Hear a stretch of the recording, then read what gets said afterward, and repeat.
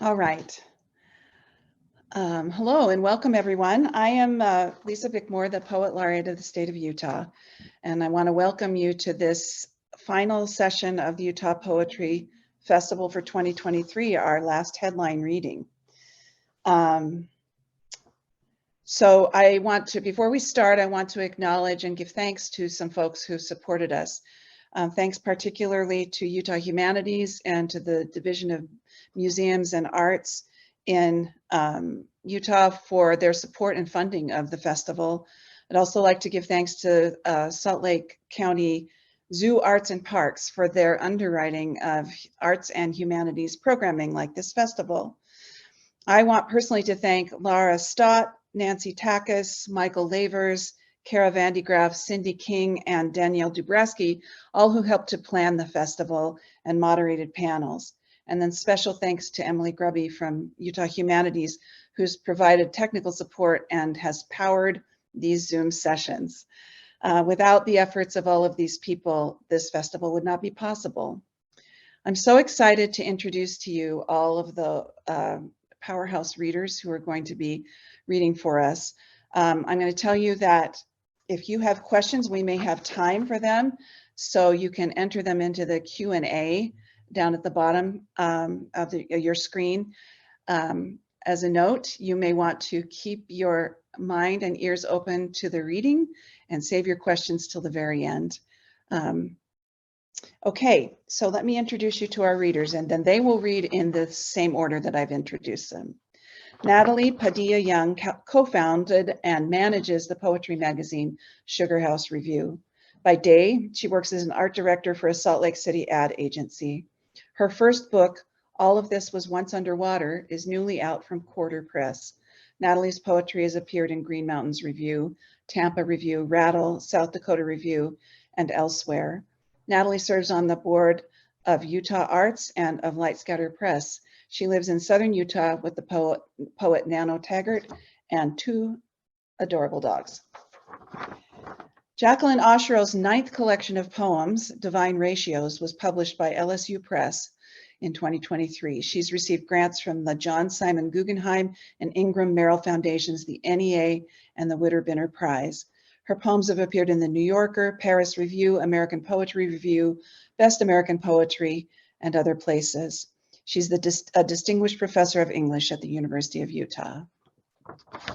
Abraham Smith's recent poetry collections include Insomniac Sentinel from Baobab Press in 2023, Dear Weirdo, Propeller Books 2022, and Bear Light Inn, New Michigan Press 2020. Away from his desk, he improvises poems inside songs with the Snarlin' Yarns. Their records, Break Your Heart and It Never Ends, are making some noise on the European Americana scene and were featured on Apple Music's Americana playlist. Smith lives in Ogden, Utah, where he's Associate Professor of English and Co-Director of Creative Writing at Weber State University. I look forward to hearing these readers. Let's start with you, Natalie. Thank you so much, Lisa, and thanks to Lisa and the committee who planned the Utah Book Festival. I've really enjoyed last night's reading and all of the panels today. And thank you so much for inviting me to read from my book, All of This Was Once Underwater. See, it has a little 3/4 dust jacket, but like acts as though the book is underwater. So what I decided to do is read a selection of poems tonight that deal with water, which admittedly is a lot of the book, but I'm not going to read all of the poems that deal with water. So this is a strange creature of a book. It is based in Utah, the Utah scenery and history, and then mixed with speculative fiction. So the three main characters are a monster that has lived in the Great Salt Lake for centuries, an alien, because there are space aliens living here in Utah, and a human woman. So the first poem I'm going to read is called A Floridian Says, I Could Never Live in a Place Like That.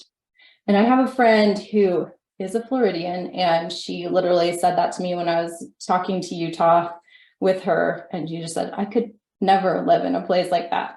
So a few creeks scattered about, the sound of rounded pebbles and mallards behind gates, a set of sprinklers, the bathroom faucet, the only ways to wet July knuckles. An instant after Brigham Young decreed in high fever, this is the right place. A number of his saints said, no, spun their wagon wheels and blistered heels against cracks in the dirt to return east or urge their oxen forward, to promises of something gold, something moist. This place is a high mountain desert, a desert. The aliens don't care how many pollens itch the throat, or if you see begonias that thrive. Those things stay alive because someone hoses them down every day. Every day, someone hoses them down. And then what I didn't mention is that this book is illustrated throughout. So not every poem has an illustration, but some of these poems that I'm reading do. And so if they do, I will show them to you before I read them, the illustrations. This next poem, we're gonna move to the monster that's in the Great Salt Lake. So the Great Salt Lake has been shrinking since the rounding of the last ice age. The monster has lasted centuries with little light in one place. This lake once spanned hundreds of monsters, millions of gallons to roam. Now he has a small city, a village deep enough to safely travel. He doesn't mind much, but wonders about humans and sun. What will be done when the many things collected are uncovered? Bones and rings and rocks. What was lost, cast off, the trash of time. He and his house release only what breathes oxygen or is little enough to evaporate. Life gets smaller, salt gets thicker. The monster doesn't consider a lost love or favorites. The monster wants to know the view from that hilltop, what fresh water tastes like, how big a lung feels when it inhales. And then some of you might remember that there was a flamingo that escaped from the Tracy Aviary years ago, and that flamingo would come back seasonally and just hang out at the Great Salt Lake. So this poem is about the monster observing that flamingo. The flamingo on shore, Pink Floyd, an aviary escapee. Through the water, the monster catches from the corner of his eye a tall pink bird. Seasonal, alone at the lake, like the monster, but chooses when to fly away and when to stay. The monster stares for hours. Lanky legs, thin gray stems, fluorescent knees, one at a time holding the bright body. While it sleeps, while it filters brine shrimp through salt water, more pink with each beating. Sometimes it's the most color he's seen. Sometimes it's the only color he sees.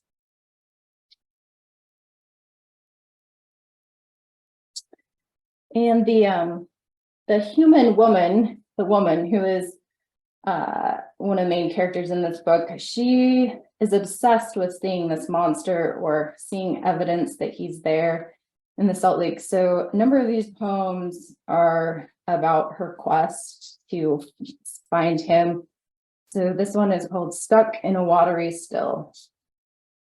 She sees the monster as an illustration, sketched in charcoal with wide strokes defining body, lightly shaded parentheses of movement.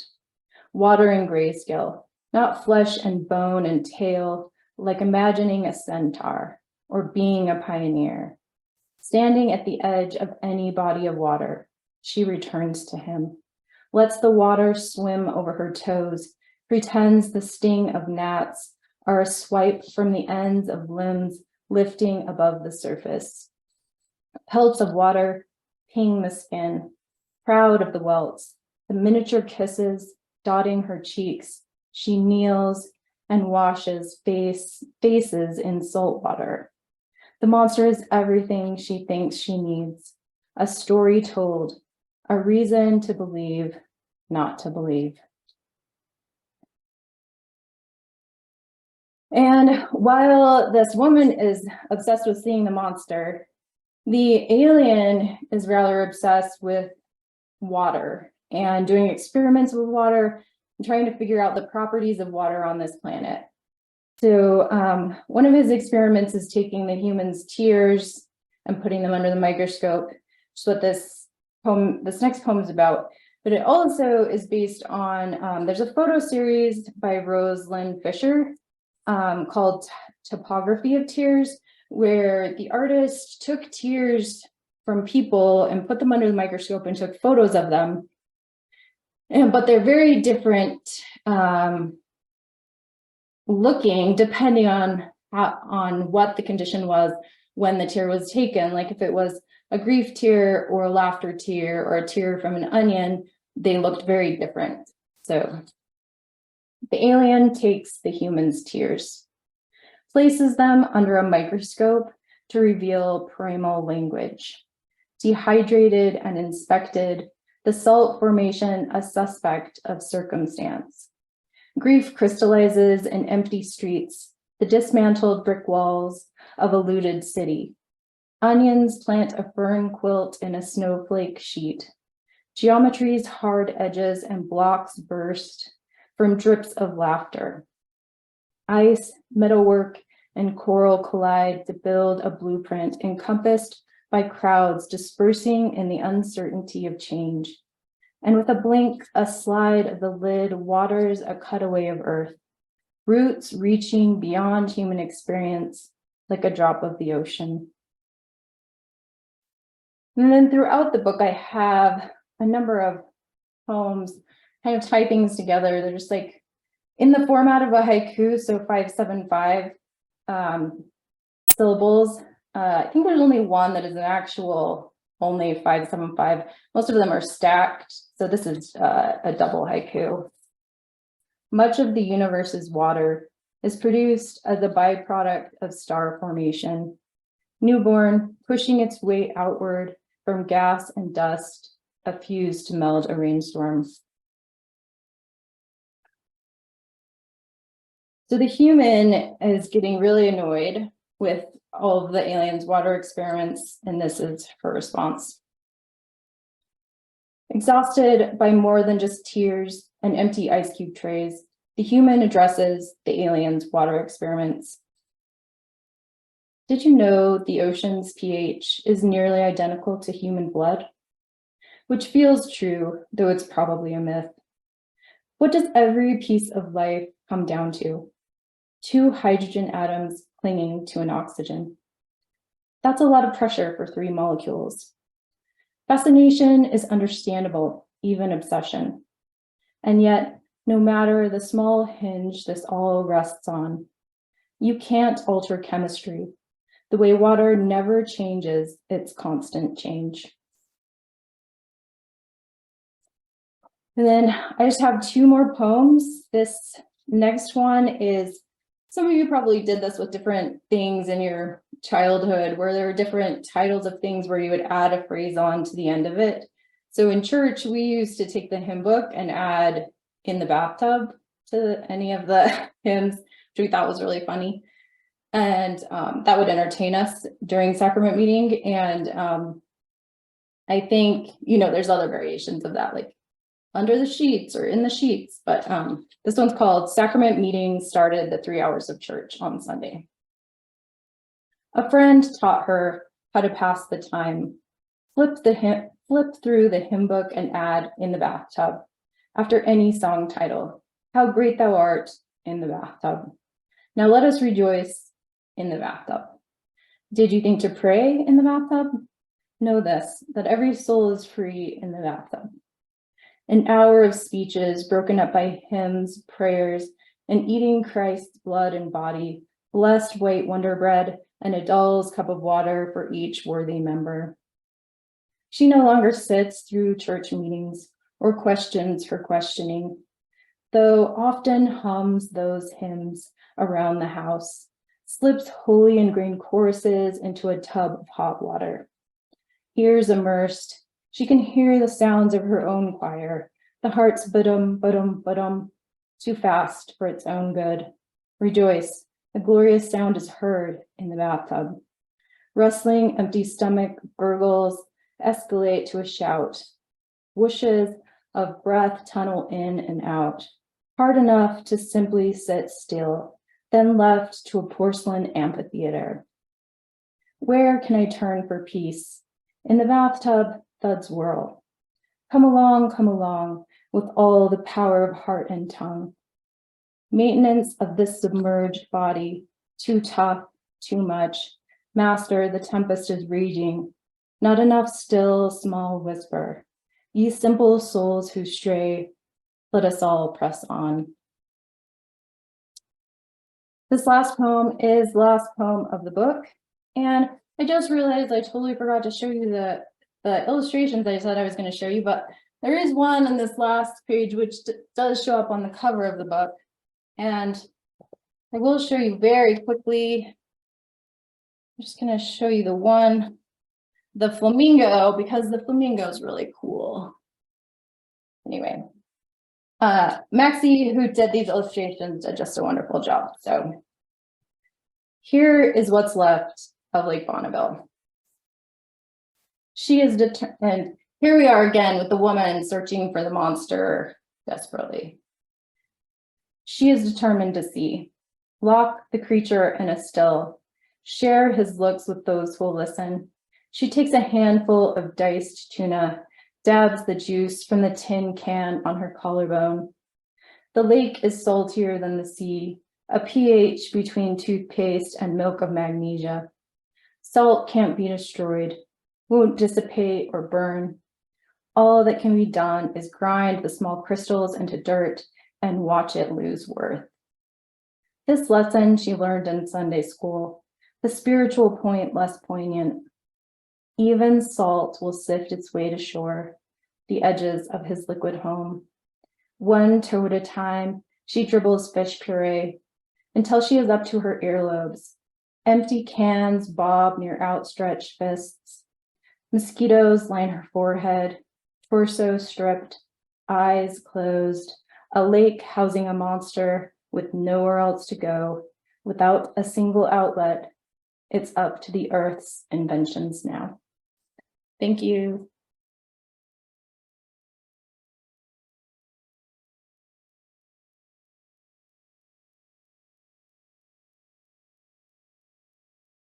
Hi. I'm going to just read one poem from my new book. Here it is, Divine Ratios. It is not a short poem, and I have not read it in Salt Lake City, so I thought I would try it tonight. It has lots of references, assured by an enthusiast for this poem, one of my students, that she didn't know any of those paintings and it didn't matter. So I'm hoping that's the case. And there are references to all kinds of things, but I felt with Passover just over and Easter a week ago, this was the poem to read. This is Santo Spirito autobiography with doves. My visitations come from herons, egrets, hummingbirds, in certain seasons, ram's horns, bitter herbs, and that winning combination, citron, willow, myrtle, palm, contracted in oak gall ink on primed and sanctioned parchment, in sacred, if much disputed, words. I thought the Holy Spirit was a collar on God the Father's robes as he stood, sad, accusing, over the dying Christ in that chock-full showpiece, Santa Maria Novella. My first time in Florence, December 1978, Masaccio, a name I'd never heard. And I was so enamored of the teeming ghirlandaio, its faces like the faces in the dream-inducing streets, its birds, its clouds, its gilt-brocaded gowns, its two intriguing figures attributed to ghirlandaio's wunderkind apprentice, Michelangelo, turning their backs to me to stare over a wall at something only they and he can see. I barely attended to the gripping triple spectacle unfolding 3/4 of a nave away, waiting for me to rise to its ethereal occasion, its respite from importunate detail, waiting even for me to misconstrue its sense entirely. Ridiculous, really. The thing is called La Trinità, and anyone can see that that's a dove. But what did I know about the Holy Trinity? Its sole association, the name of a school near the mostly Jewish neighborhood where I grew up, oblivious to who was meant by Father, who by Son, and fearful at the sound of Holy Ghost. Even now, I only know what Masaccio has told me, aided by his unassuming dove, and the hopeful virtuosos who put brush to still wet plaster, bent on capturing before it set that first suspicion of transfiguration hanging on an angel's lightning utterance, or a sprinkling from John's, the Spirit descending from heaven like a dove, surprisingly unprepossessing bold. I had always imagined it was Noah's dove returned, or the dove as beloved in the clefts of the rock, an allegory for God, the rabbis say.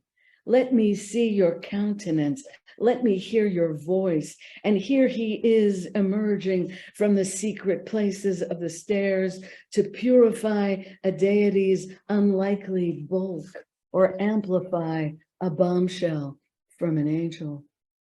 Though sometimes the dove stays nearly secret, dissolving fra lipo in a dove-gray loggia wall, or disguised as another line of cirrus cloud in the sky above Piero's baptized Christ.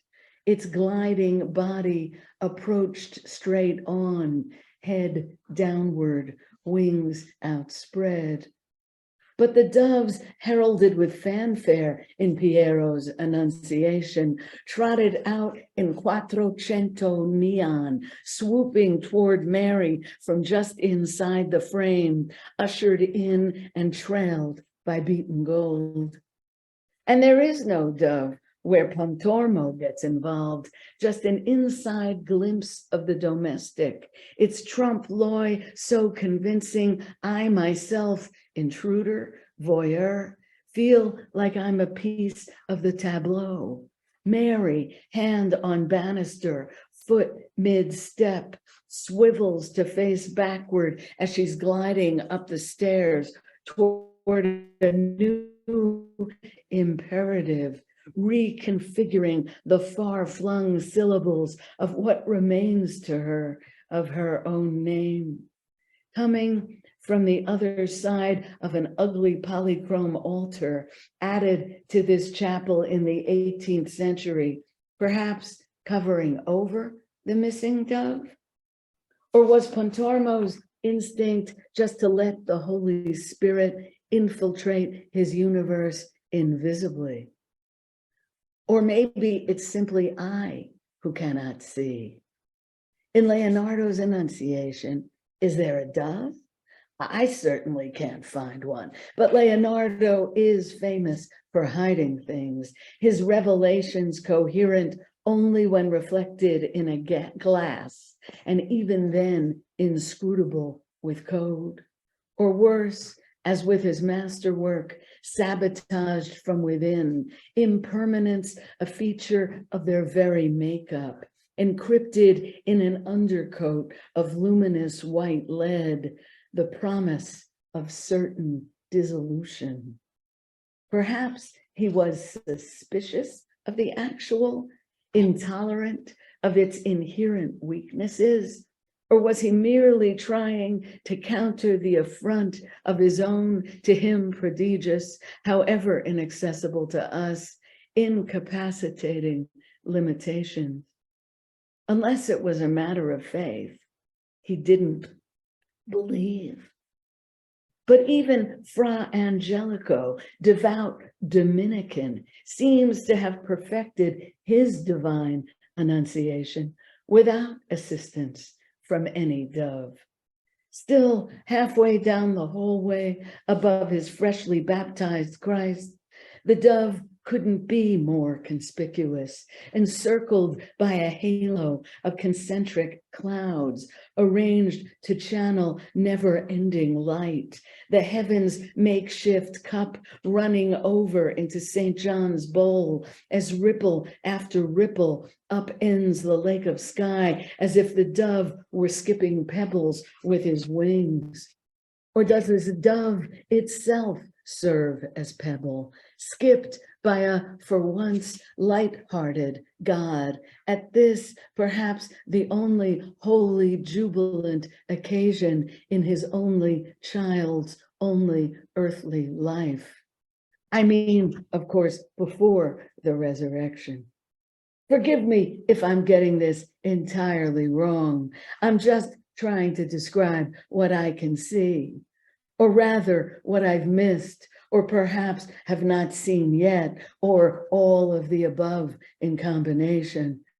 Unless, who knows, it's been working on me all along.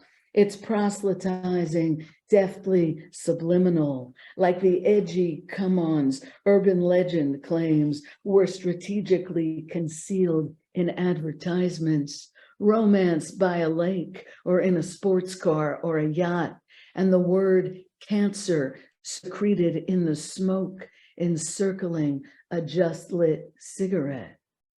Though I grew up on those commercials and I never smoked. Maybe we're not so impressionable. Maybe we simply are what we are. And I, what can I tell you, remain a Jew born too soon after the war, no matter what I look at, what I see. Some disquiet can be difficult to shake. Paranoia's mother's milk to me. And I can still call up my childhood terror at the spurting blood from Jesus after Jesus after Jesus, those dreaded rooms in the museum I could never race through fast enough, always catching sight of at least one Jesus spurting arcs of blood caught in tiny bowls by stoic angels, unbearable to a squeamish child like me. And then floating around that alarming phrase, imagine the havoc a ghost might inflict with the fanatic dispensation of the holy. And where exactly would this ghost be? Maybe it was mixed up with the spurting, though murky on precise details. I'd heard accusations hurled at me. If only I had known that it had wings, to which all my life I've been susceptible, dreamily poring over my golden book of birds, memorizing names and stunning features. Half of me dubious I'd ever find these creatures in the flesh, and half of me forever on the lookout. From the cardinals my mother never tired of pointing out, clashing with the mauve of our azaleas, to the hoopoe I caught sight of just the other afternoon in the Ginestra perfumed woods above Assisi, overdressed as usual and showing off his hard-won, if outlandish, frippery. And just now there's an egret out the window of my train, preening in the shallows of Trasimeno, entirely indifferent to his passing devotee as my lethargic carriage hugs the shore. Maybe each one is a Holy Spirit, or maybe once again I've entirely missed the point, off kilter as I am in the face of holiness as something human beings are meant to see. Which is why, as soon as my train arrives in Florence, I head for the facade of Santo Spirito, left empty now half a millennium, though Brunelleschi drafted a design. Its blank, blank frontispiece, an oddball shape, fit for an ascetic's wedding cake. A tiered, lapsed triangle with flourishes draped as if to camouflage its bungled edges. Or regalia for an earthbound fledgling angel with triple sets of unavailing wings. Its high rose window, a plain circle on the outside, commandeering as a cyclops eye. And its three forbidding rectangles, the central one immense, suggestive more of barriers than entrances, though I've come through them dozens of times. It's a miracle of grace when you walk in, a rare Florence church requiring no ticket for admission, but I, resolute, remain outside to let my eyes adjust after weeks of masterpiece to the even-handed discipline of blankness. Despite the doves shot through with light in the sacristy's stained glass lunettes, the high glazed doves in terracotta, white on their medallions, trademark blue, the meek leaden dove in the Pietra Serena floor, most likely hidden by a passing shoe. I'm not inside. I'm out here, staring and staring at this vacant wall, the color of uninterrupted parchment, gradually yielding up its pale expanse as if it were unrolling its own scroll, almost translucent in the waning light, primed until its surface mimics pearl. Perhaps in preparation for a pious scribe who'll immerse his body in the ritual bath, stir his ink, sharpen his quill, and stay the emptiness with thick black strokes and a binding admixture of miracle. A universe from utterance, a likeness blessed, good and evil dangling from a tree, a dove returning to solid land emerging from the sea, a voice in flames at last acknowledging itself. I will be what I will be. But I'm ahead of myself, not ready for this yet, unwilling to give up this supple blankness, wide open, burning, immaculate, this infinite facade of Santo Spirito, indulging pilgrims, sinners, random guests, gorging us on everything we've yearned to see, pledging yes to the dove, yes to the Holy Spirit, yes to their sublime apologists, yes to yet another deafening transcription from the red-hot Hebrew alphabet, yes to the possible, the unattainable, the precise, yes to the wholly inaccurate, yes to grace, yes to vision, but not yet, not quite yet. Thanks.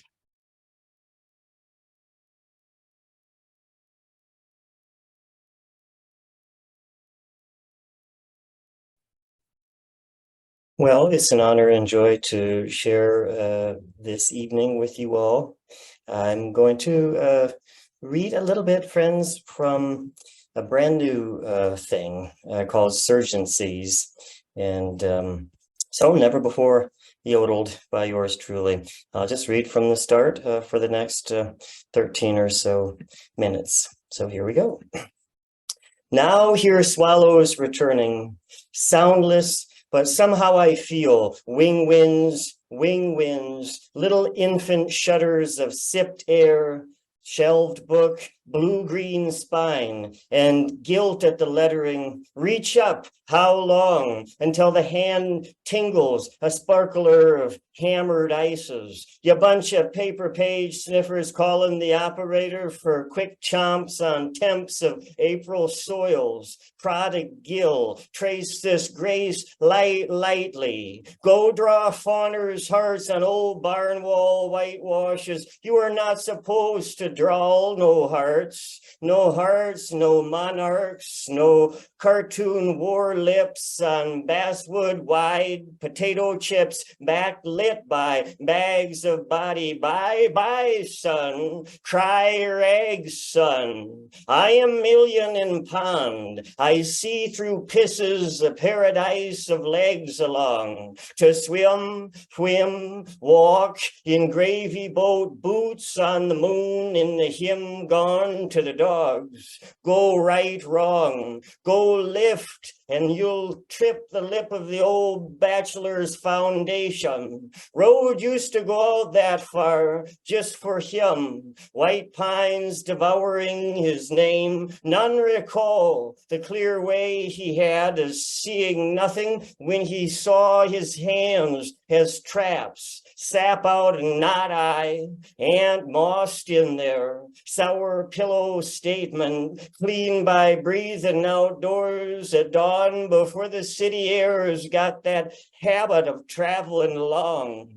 And the winds get to going, and the pine boughs itch at the edges of themselves. Ocean or a coming train, and the endless swamp goes white and green, as mold might host a bone. Soften cupped eyes of the swamp watcher, as a man might carry a martini down the carpet aisle on a speeding train. Trackled juke, but seated, the hairy side of wrists are lickable. Lush hush in old clothes, in 2 and in 4, stacked tight right against the wall, while snow melt from the tamaracks falls into the swamp melt below and melts the melting. Supper sound of fawns suckling, drowsy giggles, each sweet concavity drowns the next excellence. The color of air cured meats. You can hear the little eating like fire. Field mice pinch and wrench into seizured engines where seeds from pretty much anything standing. Pray, sigh, shout, once more fat rust. Whatever it takes to soon lately be more real. Suppose, pose, in it go numb, skin on a crumb, clean to whom? Wren nest in the raspberries by mites overcome, the body, the sun, the handy ray.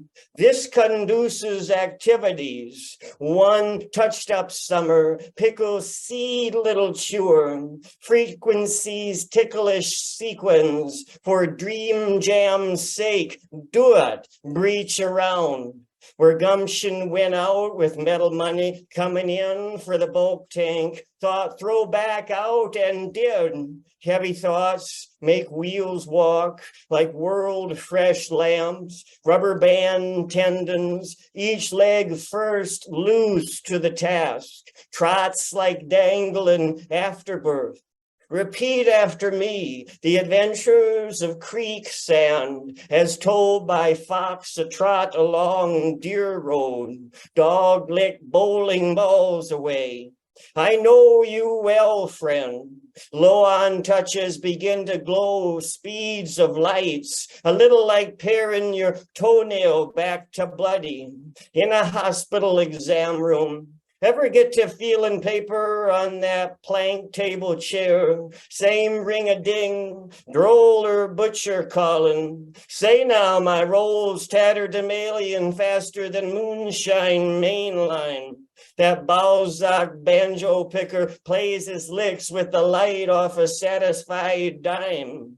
And to sit it sounds like fire ears, have light habit of tying things together, loose and truth and fair and fine. But there, oh so there, brother of mine, just sitting here sucking on a bucket of freckles, Creco's sip time afters, them gemstone hopeless sandy plays, slipping down guts of foxes, called by name of nowish to look away.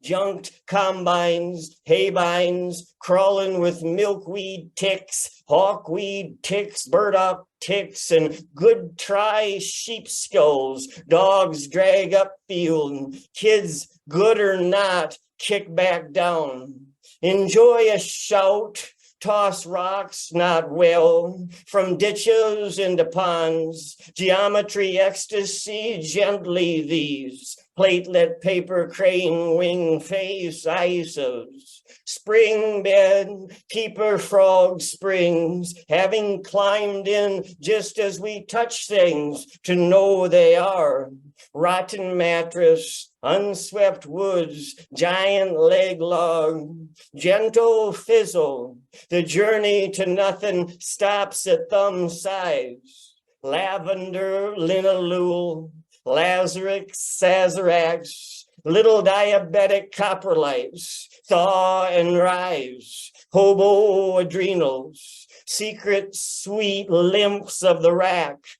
Yes, you are about to blink. I can feel it in my littlest toe. Porcupine lips closing on the needle of a pine, brother of mine. Kick skulls roll funny as time, babies, timber, older people, where they eat cakes, long white bridge, story of your life, long white bridge, pigged with grass teeth, numb numbers under, snore on. Tend in 10 then. You best out your pockets, nimble handle quick. What's your number? What's in fire? We'll wash next week. We'll wait and wash in summer. Merry with papers from straws, lit up every third rain. And folks, and by folks I mean, good dogs will follow, grinning wide as wind fan cards. What came my way?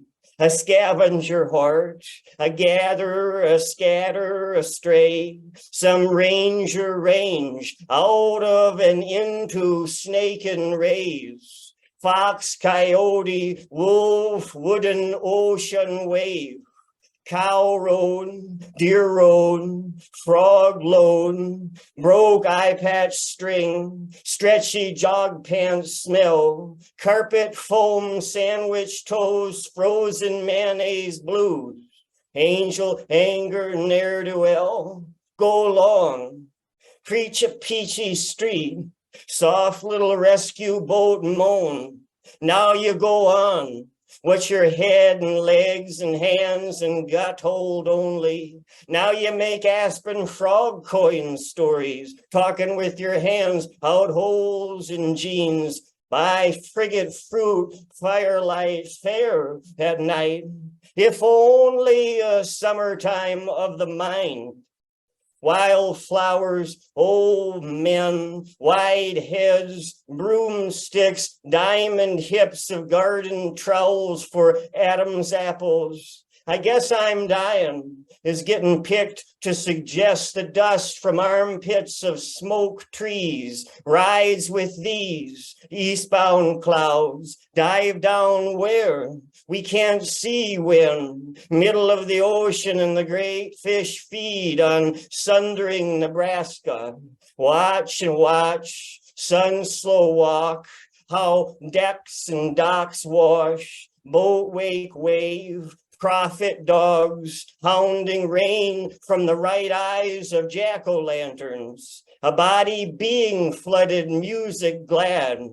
Ash heap earth turns with wind, and deer bone sticks quiet eagle starched by high, stretched lifts like a knapsack of priest clothes and lumber scraps, so cold, pure's your scabby. Way in, no outside, tablecloth, shirt, shout, throw rug, socks now, try rewind mine for a walking floor, the song, the last thing eaten, this last thing spirited eaten, the heart, no, nothing crosses legs to dandle the guitar of Browning whiter pastures, spread to hell and back at you in a minute with turkey factory, unless ego says it, says cross. All I'm saying is, pair well you can, hand dip this ply scythe in, steep ink, ostrich bile, and set ye out for sketching medium bird. But are you so bitter and sure that's not a job judge of hearts, heartless himself, nods off to no, treats his life like a shortcut to turpentine, left at that ass brick mailbox, near-sighted nets wider than the way through Pope and Talbot trees. Just a little gap rat, silver light, grinning, opaque grape down in mine, copper or coal, and a certainty poisons the poison. The author pees, and the good dog pisses just there, raw honey in the rabbit ears of the buck track. Time it takes to fill in. Most folks blink, fan their own hearts natural. 3 times, first spring peepers of the season sing out. It's 12:06 p.m., April 19th, the day before Loretta's latest heartworm pill. Thanks, y'all. I appreciate it. Thanks to all of you. I'm going to invite our listeners and attendees to submit any questions they may have for the Q&A.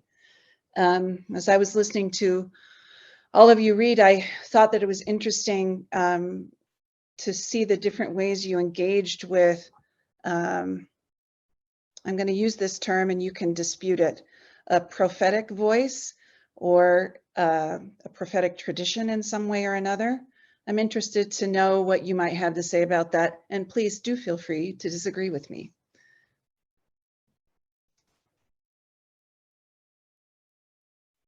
I'm going to start with our first reader. Natalie, what do you think? It's an interesting word, and I think I probably internally push back against prophetic, not because I feel like it isn't true, because a lot of people, say it's like my book has a mythos kind of all its own, that I've created a world within a world kind of, which is, I guess, is true since it is so it's kind of science fiction-y. But there is, I didn't read any of the poems, but Brigham Young does show up a number of times throughout the book. So, I mean, there's literally a prophet in there. And I guess in my own way, this myth that I've created is pushing back on that a bit, on that kind of prophetic sense of, I guess, any one person having all of the prophecies or all of the truth. How about you, Jackie? Well, I don't, obviously I'm very, very interested in biblical text, and I refer to it in this particular poem, but I'm mostly dealing with what is forbidden in my tradition, which is to say graven images, and I love them. And so it sent me to the Christian tradition. But is it prophecy that I'm dealing with in that poem? I'm not sure. I'm not sure. I mean, it's really about looking, I think, for me. And yes, I mean, obviously, there are a lot of words behind those pictures. I mean, there's no question about it. But and I am, I mean, I love, Isaiah and Jeremiah and, Ezekiel. I mean, I love the prophets. This is extraordinarily great poetry. I'm lucky. I know Hebrew. I read it in the original. So it interests me a great deal. And I do quote Song of Songs a bit in that poem, but I don't know. There are people who would certainly argue that that is not a prophetic book of the Bible. So, Abe, how about you? I guess it depends on how much you stretch the Laffy Taffy of that definition. I mean, it seems to me all poets are prophetic in one wrinkle, crevasse, crease, or other. We're all stirring the ashes of a collective past. We're all tippling upon the dew of the future. We're all doing that Blakean glimpsing of the infinite, maybe. I don't know. I mean, but at the end of the day, I mean, to see at the speed of light and then to stand before or to sit around among people by candlelight or wherever we are when we share work or read work that others have put to ink. I mean, it's, I don't know. It's a very bold and navel of the earth repositioning thing. So that's a bunch of words, honeybees surrounding the flower of that word, but depends on how much you stretch the definition for me. But I think all poets are prophetic in her there and in his way. Thank you all. I like Abe's term of saying the Laffy Taffy of that word, which I think, yes, okay, sure. So I don't see, I do see a question, hang on. Kim Johnson says, maybe they'd be more comfortable with the term authoritative. All of our readers speak with the broad authority of boldness that testifies to the power of the personal perspective. Any takers on that?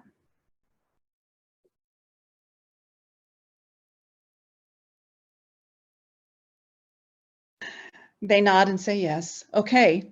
Well, I mean, life is a poem, life is an emergency, life is a very delicate thing. I mean, there's just so much tenderness and ferocity that goes into any old Thursday and any old Saturday too. So yeah, it seems for me anyway that, the thing that draws me toward writing is as we've heard from Jackie, seeing, and getting all those inlets to the soul, as Blake called them again, wide open.